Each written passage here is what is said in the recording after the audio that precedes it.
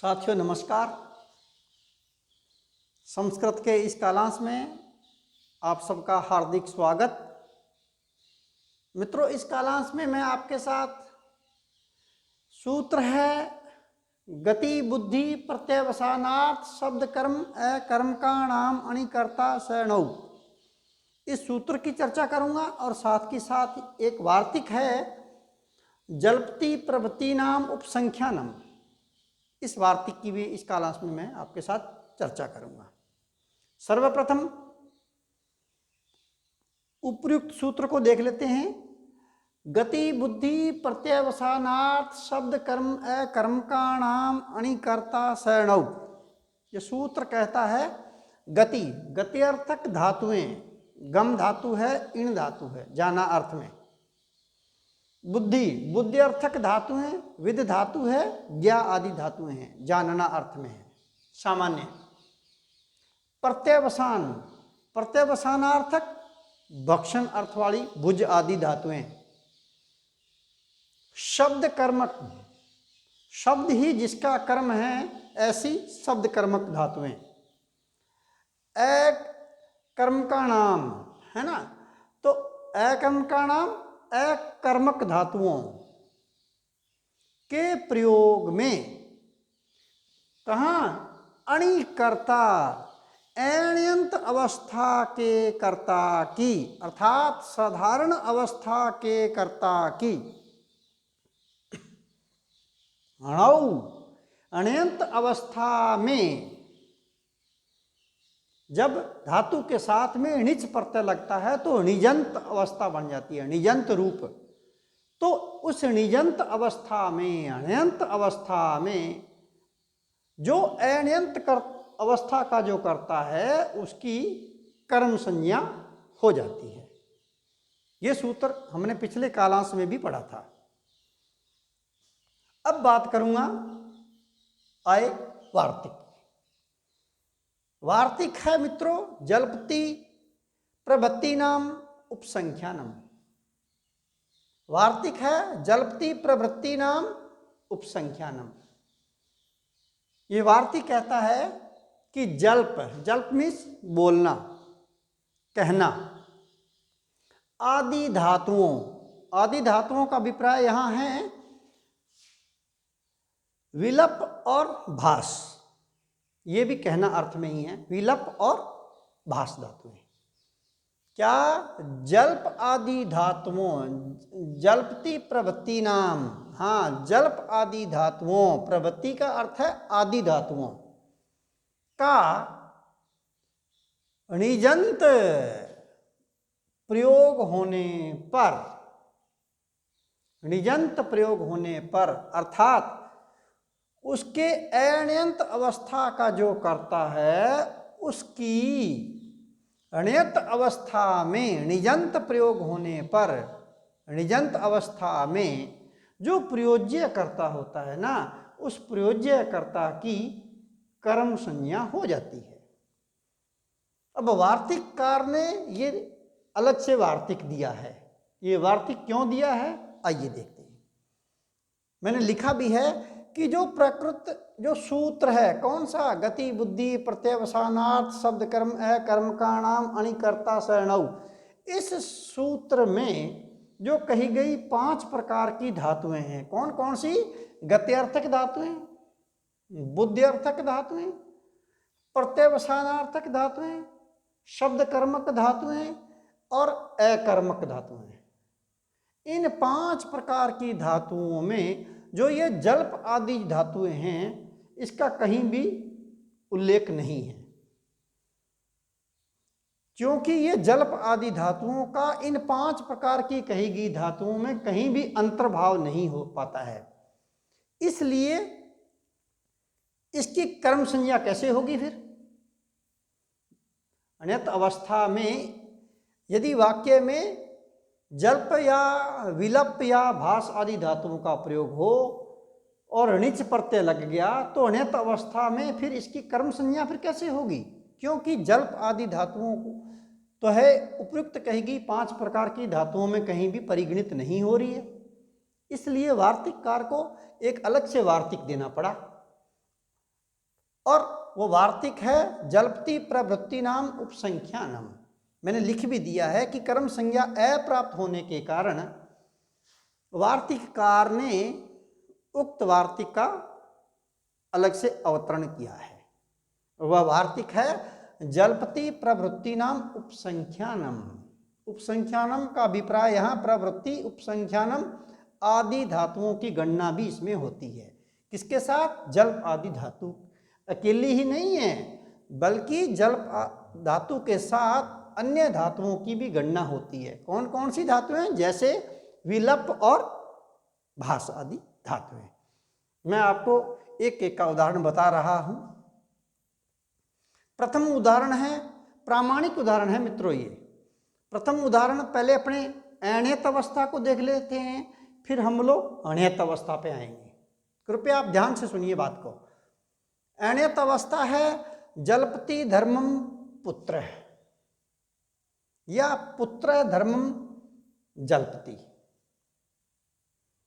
वाक्य में जल्प धातु का प्रयोग हुआ है। जल्प धातु से एक वचन का कर्ता, एक वचन की क्रिया, लट लकार प्रथम पुरुष एक वचन। जल्प धातु है बोलना अर्थ में या कहना अर्थ में है, और इसका कर्ता है पुत्र, और हिंदी अर्थ बना पुत्र धर्म को कहता है।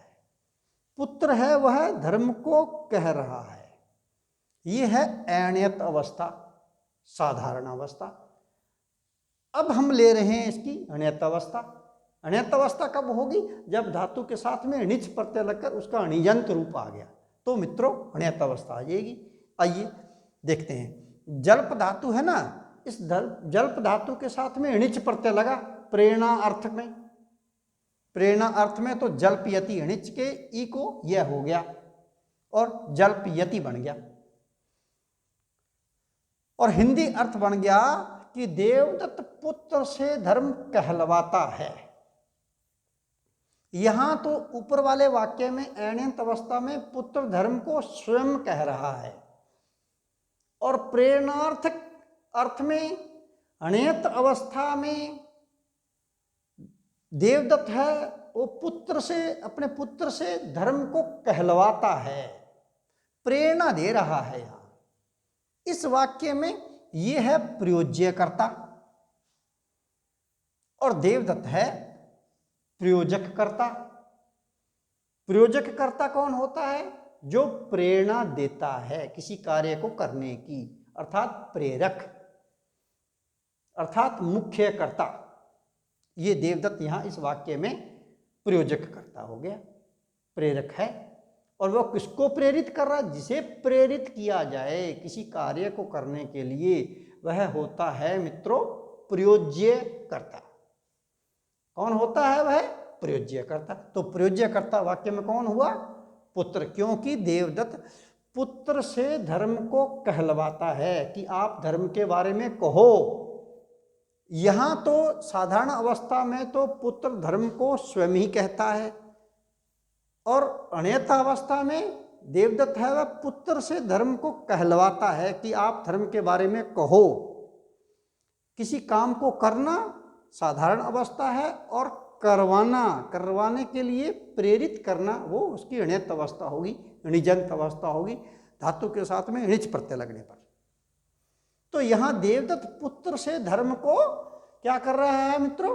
कहलवा रहा है कि देवदत्त पुत्र से धर्म को कहलवाता है। तो यहां प्रयोज्य करता हुआ पुत्र। तो यहां उक्त सूत्र काम नहीं करेगा गति बुद्धि, क्योंकि जल्प धातु की इन 5 कही गई धातुओं में कहीं कोई गणना नहीं हो रही है। इसलिए वार्तिककार ने अलग से वार्तिक लाया। कौन सा? जल्पति प्रवृत्ति नाम उपसंख्यानम। तो उक्त वार्तिक द्वारा अण्यंत अवस्था का जो करता है पुत्र, इस पुत्र की अण्यंत अवस्था में जो प्रयोज्य करता है, इसकी उक्त वार्तिक द्वारा कर्म संज्ञा होती है। यही मैंने लिखा भी है कि जल्प आदि धातुओं अर्थात विलप और भास आदि का णिजंत प्रयोग होने पर, अर्थात अण्यत अवस्था का जो कर्ता होता है उसकी अण्यत अवस्था में प्रयोज्य कर्ता की कर्म संज्ञा होती है। वार्तिक कौन? जल्पति प्रवृत्तिनाम उपसंख्यानम से। तो उक्त वार्तिक से यहाँ प्रयोज्य कर्ता पुत्र की कर्म संज्ञा होगी अण्यत अवस्था में। और ये देखिएगा पुत्रम पद में द्वितीय विभक्ति का एक वचन लगा हुआ है और वाक्य बन गया देवदत्त है पुत्रम धर्मम जल्पयति। एक और उदाहरण है, पहले हम लोग अण्यत अवस्था देखते हैं, साधारण अवस्था। साधारण अवस्था है पुत्र धर्मम भास्ते, भास धातु का वाक्य में प्रयोग हुआ है, लट लकार प्रथम पुरुष एक वचन। पुत्र धर्मम भास्ते, भास मीन्स कहना या बोलना, पुत्र धर्म को कहता है, पुत्र धर्म को कहता है। यहां पुत्र धर्म स्वयं कह रहा है, ये है अण्यत अवस्था। अब अपने मित्रों लेके चलते हैं इसको अण्यत अवस्था में, प्रेरणार्थक क्रिया के रूप में ले रहे हैं। तो भास धातु का लट लकार प्रथम पुरुष एक वचन होता है भास्ते, और निजंत रूप णिच प्रत्यय लगने पर, णिच का यह लगने पर भास्यति बन जाता है। क्या बनता है? भास्यति। ये अब ये यहाँ अण्यत अवस्था आ गई, णिच प्रत्यय लगने पर प्रेरणार्थक क्रिया बन गई, ठीक है, अर्थात णिजंत प्रयोग हो गया। णिजंत प्रयोग करने पर वाक्य क्या बना? यहाँ इस वाक्य में कर्ता कौन है? पुत्र। कौन है मित्रों? पुत्र। तो इस पुत्र की जो अण्यत अवस्था में जो प्रयोज्य करता है, क्योंकि प्रेरक तो कौन है? देवदत्त। प्रयोजक कर्ता कौन हो गया? देवदत्त मुख्य कर्ता, और प्रयोज्य कर्ता कौन है? पुत्र। इस प्रयोज्य कर्ता की जल्पति प्रवृत्तिनाम उपसंख्यानम उक्त वार्तिक द्वारा, चूंकि वाक्य में णिजंत प्रयोग दिया हुआ है, भास धातु का प्रयोग हुआ है, इसलिए जो अण्यत अवस्था का जो करता है उसकी अण्यत अवस्था में कर्म संज्ञा हो जाती है। तो प्रयोज्य करता है पुत्र, इस कर्ता की यहाँ ये बन गया प्रयोज्य कर्ता, और इसकी अण्यत अवस्था में कर्म संज्ञा होगी। ये देखिएगा पुत्रम पद में द्वितीय विभक्ति लगी, द्वितीय विभक्ति का एक वचन होता है पुत्रम, और ये है प्रयोजक कर्ता, देवदत्त है प्रधान कर्ता। और वार्तिक कौन सा काम किया? जल्पति प्रवृत्ति नाम उपसंख्यानम। ध्यान रहे, ये गति बुद्धि प्रत्यावसानार्थक शब्द कर्म अकर्म का नाम अनिकर्ता शरणौ, ये सूत्र काम नहीं कर रहा है। यहाँ वार्तिककार ने क्यों नहीं काम कर रहा है? क्योंकि कही गई इस सूत्र में कही गई 5 धातुओं में जल्प धातु की कहीं भी गणना नहीं हो रही है, जल्प धातु कहीं भी नहीं आ रही है इन 5 प्रकार की धातुओं में। इसलिए वार्तिककार को अलग से वार्तिक का अवतरण करना पड़ा, और वो वार्तिक है जल्पति प्रवृत्ति नाम उपसंख्यानम। प्रवृत्ति नाम उपसंख्यानम आदि अन्य इसका अर्थ देने वाली धातुएं जैसे विलप और भास धातु, ठीक है ना। तो जल्प आदि धातुओं, आदि का भी प्रवृत्ति नाम का है आदि धातुओं, अर्थात विलप और भास आदि धातुओं का निजंत प्रयोग होने पर उसके जो अण्यत अवस्था का जो कर्ता होता है, जब उसको अण्यत अवस्था में लेते हैं, निजंत में जो प्रयोज्य कर्ता होता है उसकी कर्म संज्ञा हो जाती है, और फिर उसकी द्वितीय विभक्ति उसमें लग जाती है। द्वितीय विभक्ति लगने पर यहाँ देखिए इस वाक्य में पुत्रम पद में द्वितीय विभक्ति लगी हुई है। तो ये है जल्प धातु का उदाहरण, और ये है भास धातु का उदाहरण। अगले क्लास में मैं मित्रों आपके साथ में नया सूत्र लेकर के मैं पुनः आपके साथ में मैं मित्रों मिलता हूँ। मुझे आशा ही नहीं पूर्ण विश्वास भी है कि आप लोग जो मैं मेहनत करके आपके लिए YouTube पर लेक्चर आप लोगों को अपलोड करके दे रहा हूँ, आपके लिए मैं प्रयास कर रहा हूँ, आप लोग इनको अवश्य पढ़ रहे होंगे और अवश्य ही इसको देख रहे होंगे भली भांति, ताकि विभिन्न प्रकार की होने वाली प्रतियोगी परीक्षाओं चाहे रीट हो, चाहे थर्ड ग्रेड हो, चाहे द्वितीय श्रेणी शिक्षक भर्ती परीक्षा हो, चाहे स्कूल व्याख्याता भर्ती परीक्षा हो, चाहे कॉलेज व्याख्याता भर्ती परीक्षा हो, चाहे स्नातकोत्तर की परीक्षाएं हो, चाहे स्नातक की हो, चाहे 10वीं की परीक्षा हो, 12वीं की परीक्षा हो, इन तमाम कक्षाओं में, तमाम प्रतियोगी परीक्षाओं में कारक प्रकरण मित्रों लगा हुआ है। इसलिए इस कारक प्रकरण को आप लोग भली भांति आप लोग देख लीजिएगा। मैंने अपनी तरफ से सरल शब्दों में सरल व्याख्या करके मैंने आपको समझाने का भरसक प्रयास मैंने किया है।